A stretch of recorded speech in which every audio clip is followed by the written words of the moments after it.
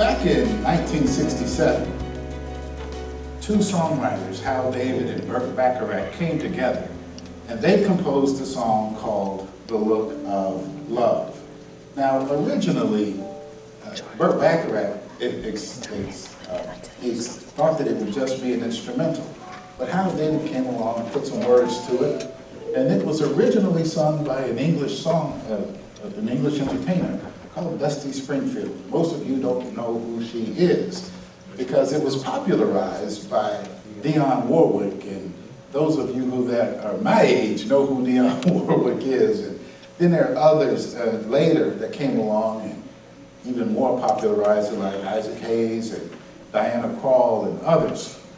And I don't know that Hal David was a believer, but it's interesting when you look at the first couple of lines of the song because they had something to do with this message today. It says, "The look of love is in your eyes, a look your smile can't disguise.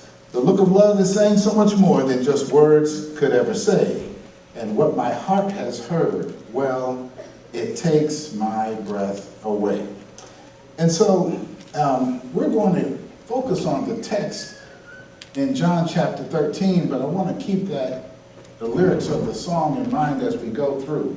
Because as we wrap things up, we're going to get back to the song and see if we can't pull everything together.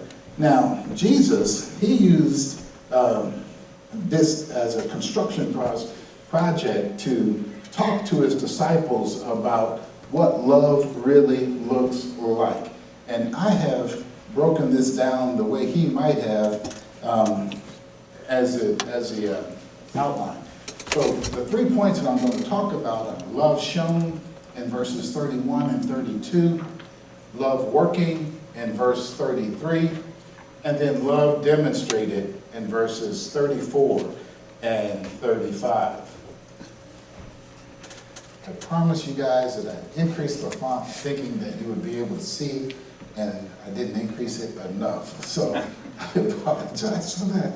So let's look at love shown here. It goes in the text, verses 31 and 32. It says, "So when he had gone out, Jesus said, 'Now the Son of Man is glorified, and God is glorified in him. If God is glorified in him, God will also glorify him in himself and glorify him immediately.'"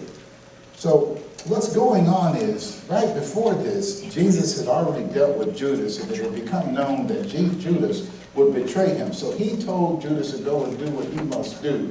And now he's got some quality time with the rest of his disciples. And it's important that he have this quality time because he's now giving them some final instructions that they need to have so that they might carry on the mission he will assign to them once he is gone. And it's important for us to understand these final instructions that Jesus gave his disciples because to some extent these instructions apply to us. We need to be keyed in on what these instructions are so that we can faithfully discharge the responsibilities that he gave us, his disciples, us, those who place our trust and our faith in him, us that want to be just like he was, like he is.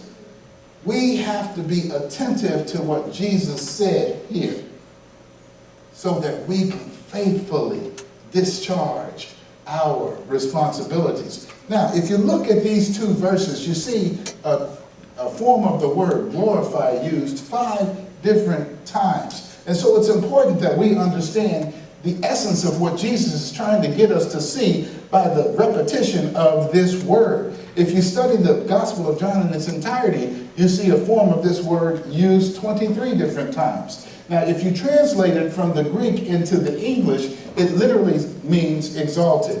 But what Jesus has in mind is a little more than just simply exalted, because what's going on here is unique to Jesus. He's going to be exalted through his death, his burial, and his resurrection, but more than that, his ascension back to God. But because what he's about to go through is unique to him. What he's about to go through is doing something that we might benefit by. Jesus is about to get himself in a position that we can be benefited through the work that he's about to do on the cross at Calvary. And what we need to understand is that it's important that this exaltation that's about to take place is fulfilled in him, because if it's not fulfilled in him, then what use is it to us? There's no benefit. And so what Jesus is trying to make clear is that there's a special kind of exaltation coming because of the beneficence to us. We are going to benefit uniquely because of what he is about to do on the cross at Calvary. And what you see him saying here is he wants to be glorified immediately, because he's about to go down to death and conquer it. And because he's about to conquer it, we don't have to pay the same penalty of death that he's about to pay.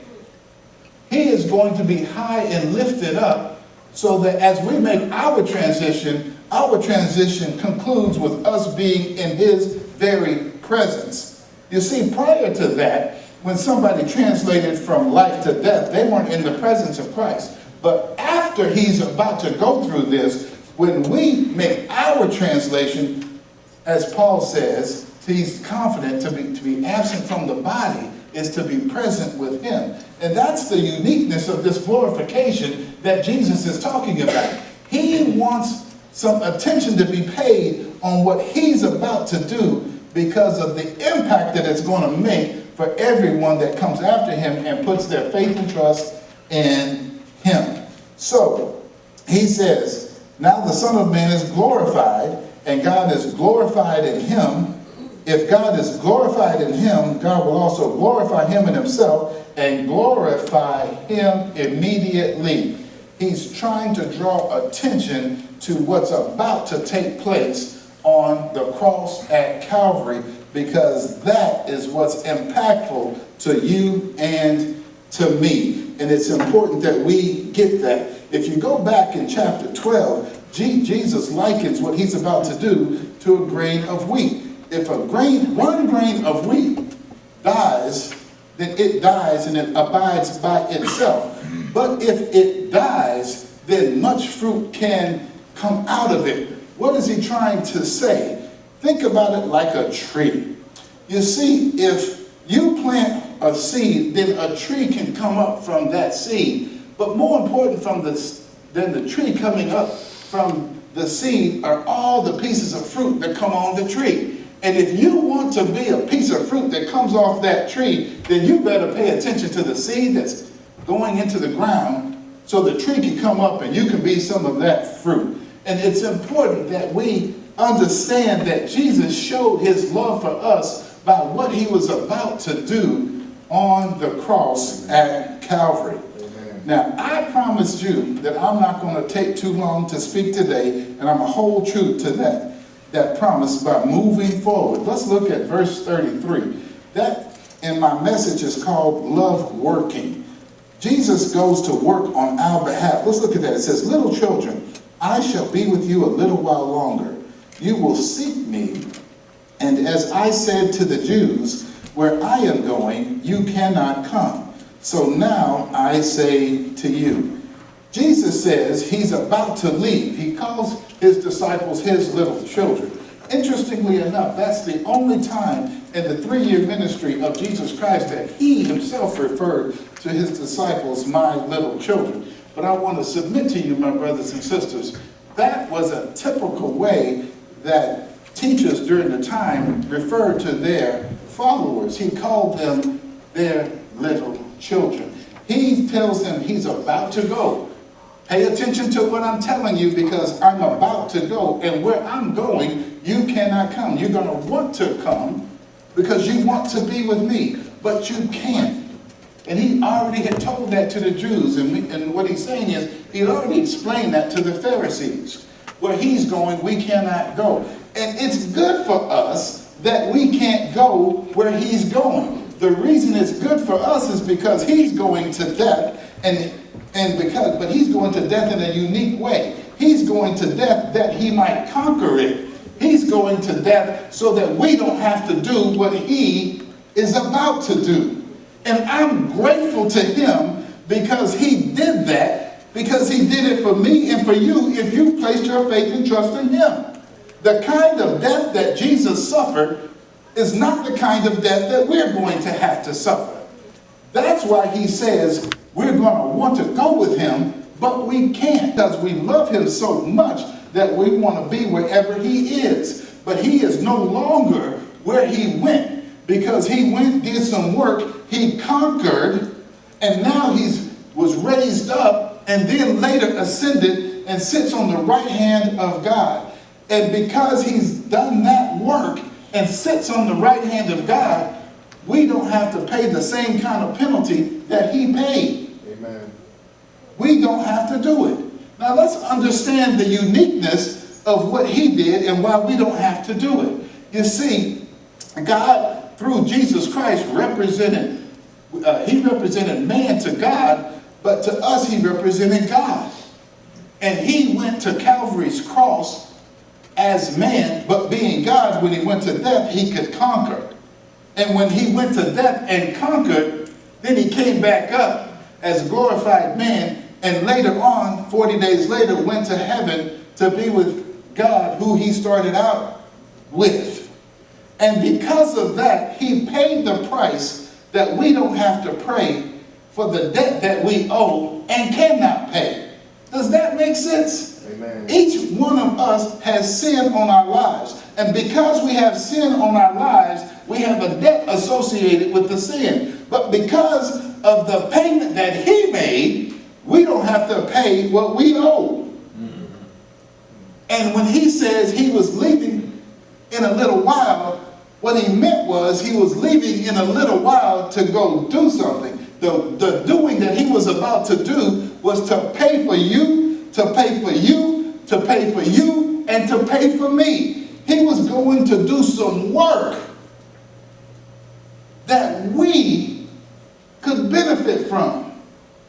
That is the kind of love that Jesus has for us.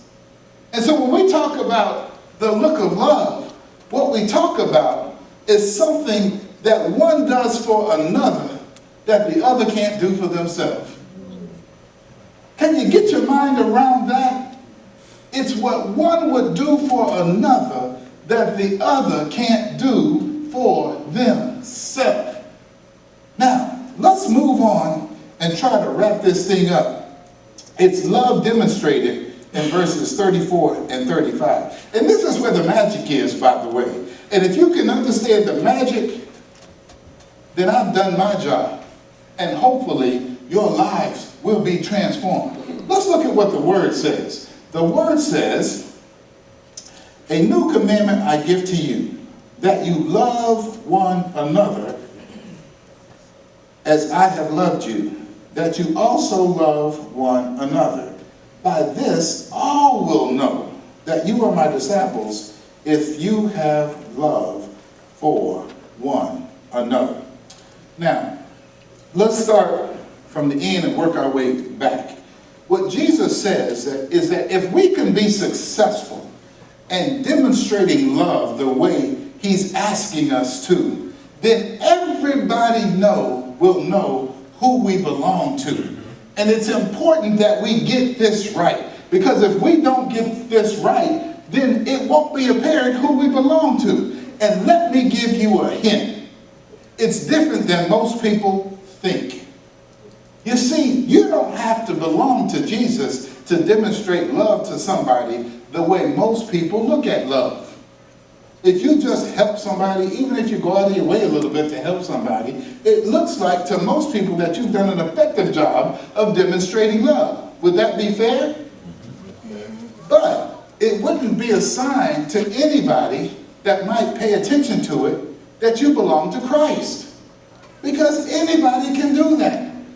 And so what we have to understand is what effectively Jesus is saying to his disciples and to us by this statement. So let's dig into this if we can. I want to use the transfiguration of Jesus to help underscore the importance of what I'm about to share with you. If you go to Matthew chapter 17 and verse 5, or Mark chapter 9 verse 7, or Luke chapter 9 verse 35, you'll see Jesus transfigured. When he was transfigured on the mountain, he had his inner circle with him, Peter, James, and John. And when they were on that Mount of Transfiguration, what they saw was Jesus Moses and Elijah. And Peter, the impetuous one, decided that he wanted to make 3 tabernacles. One for Jesus, one for Moses, and one for Elijah. But then we hear the voice of God from heaven saying, "This is my beloved Son, in whom I'm well pleased. Hear him." So then you have to ask yourself the question, why would God say, "Hear him"? I'm glad you asked, because I have the answer for you. You see, on the Mount of Transfiguration, you see Moses, Jesus, and Elijah. Moses represented the law, Elijah represented the prophets, and what the voice of God was trying to get Peter, James, and John to understand is he loves his son Jesus Christ, and you should listen to him, because what Jesus has to say trumps or takes priority over what Moses and the prophets had to say. So what do you mean by Moses and the prophets? You see, my brothers and sisters, what they were looking at to guide themselves is what we call the Old Testament. It's contained in the law and the prophets. And what God is saying, Jesus trumps that. What Jesus has to say is more important than what the law tells you. And if you look in Leviticus chapter 19, verse 18, you see Moses gave a prescription on how we should love one another. Moses said, you love somebody else the way you expect them to love you. We kind of call that the golden rule. You know, treat others like you want to be treated. But what Jesus says, no, I'm taking this to a higher level. What's that higher level? He says, you love one another as I have loved you. So, what does that mean? Well, what kind of love did Jesus show for his disciples that eclipses the love that we might have for one another? What Jesus did was loved sacrificially. Jesus displayed his love in doing for them of himself. He gave of himself. Later in this Gospel of John, you see John saying, greater love has no man than this, that he laid down his life for his friend. And what that can ultimately mean is literally giving your life. But don't look at it ultimately, look at it primarily. What it primarily means is you have a plan for your life to take option A. But you have the opportunity to take option B, and somebody might be benefited by you taking option B rather than option A. You make the choice on your own to take option B that somebody else might be benefited. That's what Jesus is trying to get us to understand. We need to bring the love that we demonstrate for one another up a level. Does that make sense? Amen. Let's go a little bit further then. Because I believe that Jesus is saying, no, we got to go up one more level from that. And what do I mean? Let's look at what's going on as Jesus is getting these final instructions to his disciples. You see, my brothers and sisters, it started right here, but then it ultimately ended up with Jesus being in the Garden of Gethsemane. And when Jesus was in the Garden of Gethsemane, what did he do? He prayed. He prayed because he knew he was at the final hour. And at the final hour, he realized that what lay before him was not what he wanted to do. So in the midst of his prayer, he says, Lord, if it be a way, let this cup pass. However, nevertheless, not my will, but thy will be done. And what am I trying to convey to you right now? What I'm trying to convey with you right now is that the ultimate level of love that Jesus showed for his disciples is doing what he expressly did not want to do so that somebody else might be benefited. You see, it's one thing to say, I'll take option B, but I really don't mind. But it's another thing to say, I'm going to take option C, and I really don't want to do it. And that is what Jesus did. He took option C that he really didn't want to do because that was the call on his life. That was the plan that God had for his life, and he was obedient to that call and that plan. And my brothers and sisters, if you want to demonstrate the love for one another that Jesus demonstrated for you, then what you need to do is take option C that you really don't want to do, because you know that's the plan that God has for your life. And it's only when you take option C that other people can know you belong to God. Because it's apparent when you take option C that that's not what you want, and you're peculiar then. We are called to be a peculiar people. And the only way we can be peculiar is if we take option C, because then we stand out. Then other people can say, yeah, that's a Christian. That's a Christian. Yeah, that's a Christian, because I know I wouldn't be doing that myself. They real peculiar. Now, can I personalize this? And then I can shut up and be done. My wife and I didn't realize it, but we're in the midst of taking option C right now. About 4 months ago, we opened up our house to a young woman, gotten out of the military, transitioning to civilian life. And we thought she'd be with us a few short weeks while she finds a job, gets herself together, and moves on about her way.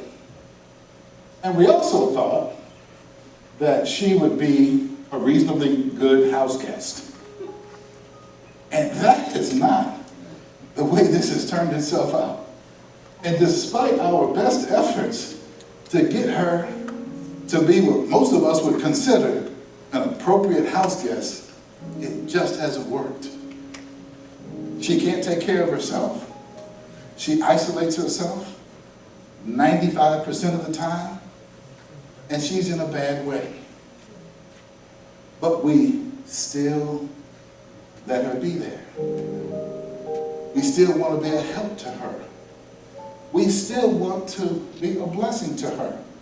Because one of the things that we know is the only reason we've been blessed ourselves is that we can be a blessing to someone else. And I got to tell you, my brothers and sisters, right now, we're way down option C. And if you were to understand the turmoil that it's created in our home, it would be really apparent to you, these are some peculiar people. Because most folk would have said, baby girl, I don't care where you go. Just go. Just go. We've done all we could, and it's just not working out. We wish you well, but baby girl, you got to go. And we are in the midst of her with us. And so I want you to consider the expectation that Jesus places on your life. And as you consider that expectation, I would encourage you to love differently than you've been loving up to now. I'm not saying that the way you're loving, you shouldn't love. All I'm trying to encourage you to do is put more on top. And until you put more on top, other people won't know that you belong to Christ. And that's where the something on top comes into play. We have to put that on top. The cake, anybody can make. It's the icing. And our icing has a peculiar taste to it. The taste of our icing is so peculiar that one bite and it's clear where it comes from. Just one bite. Now let's get back to the song. The end of the song says, I can hardly wait to hold you, feel my arms around you. How long I have waited just to love you, now that I've found you. Don't ever go. Don't ever go. Don't ever go. Now that you know the penultimate expression of love, the way Jesus expects it, don't ever go. Don't ever go. Don't ever go. And if you believe me, can I get a simple amen? Amen. Thank you for watching. We hope you enjoyed the sermon and encourage you to subscribe to our YouTube channel. There, you will receive even more encouraging words from Pastor Tim. Remember, in addition to the videos, with a simple registration, you can receive the Life Notes. Pastor's outline and scripture references for his sermons will come directly to your inbox each week. Thank you again for watching. You are always invited to attend our morning worship services every Sunday morning starting at 10 a.m. Bible studies are Wednesday evenings starting at 6:30. You've been listening to Pastor Timothy Jones of Rock Bridge Church, Allen, Texas, where we follow the Go MC mission: God, others, ministry, and community.